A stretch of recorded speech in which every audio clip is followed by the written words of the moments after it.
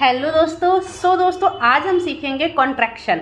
Contraction मतलब दो word को मिला करके, मतलब दो शब्दों को मिला करके छोटा उसका एक शब्द बनाना। जैसे कि डू नॉट कर को मिला करके डोंट बनाना, इज नॉट को मिला के इजंट बनाना, ठीक है। ही इज को मिला करके हिज बनाना और सी इज को सिज बनाना। ऐसे ही हम आज सीखेंगे। तो क्या आप रेडी हो?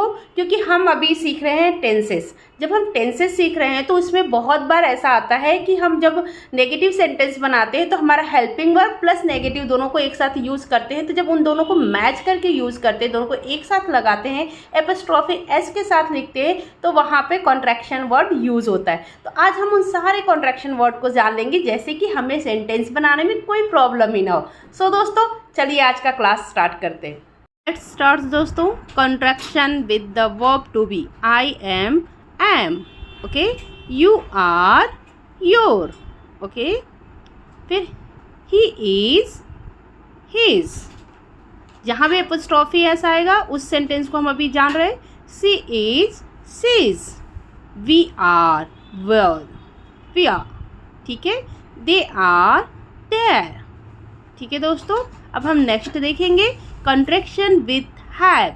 मतलब हैव में जब एपोस्ट्रोफी एस लगाएंगे तो आई हैव के साथ हो जाएगा आई, यू हैव के साथ हो जाएगा यू, ठीक है। फिर वी हैव के साथ हो जाएगा वी, ओके। नेक्स्ट आएगा दे हैव के साथ हो जाएगा देव, ओके। नेक्स्ट हम देखेंगे कॉन्ट्रैक्शन विथ हैज़ के साथ जब एपोस्ट्रोफी एस आएगा तो उसमें क्या कॉन्ट्रैक्शन होगा हम ये जानेंगे। सी हैज़, अगर ये दोनों साथ में आते हैं तो हो जाएगा सीज। सी इज़ अगर साथ में आता है तो सीज, ये दोनों सेम ही होगा। ही हैज़, हिज, ठीक है। ही इज़ अगर आता है तो हिज, ठीक है। आप ध्यान रखिएगा ये दोनों सेम ही रहेगा, सिर्फ आपको पहचानना रहेगा। कॉन्ट्रैक्शन विथ विल, ठीक है। जहाँ पर विल आएगा I will, I'll, you will, you'll, you will, he will, he'll, she will, she'll, ठीक है। नेक्स्ट देखेंगे वी विल, नेक्स्ट हमारा है दे विल, देल, ओके। अब हम उसके बाद आगे बढ़ते हुए सीखेंगे contraction with had and would. इन दोनों का कॉन्ट्रैक्शन हम अभी सीखेंगे, ओके दोस्तों। तो लेट्स स्टार्ट। अब आई वुड, जहाँ भी आई वुड आएगा तो आइड, ठीक है। आई हैड आएगा वहाँ पे भी आइड हो जाएगा, बस आपको पहचानना है कि वो कहाँ पर कौन सा है। You would, you'd, you had, you'd, ये दोनों सेम आएंगे, ठीक है। ही वुड, हिड, ठीक है।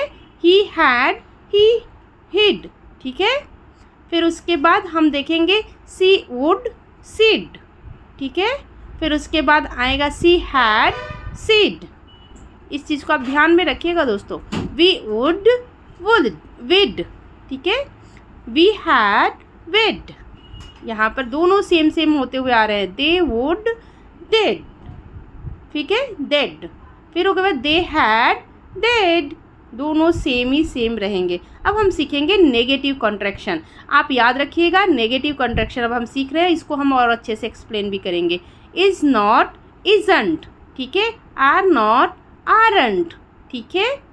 अगर हम कभी भी सब्जेक्ट और वर्ब, हेल्पिंग वर्ब के बाद लगाते थे ना नॉट, अब जब हेल्पिंग वर्ब आएगा तो उसके साथ में ही आ जाएगा कॉन्ट्रैक्शन में। जब हम लिखेंगे तो वॉज नॉट का वॉजंट, वर नॉट का वरंट, ठीक है।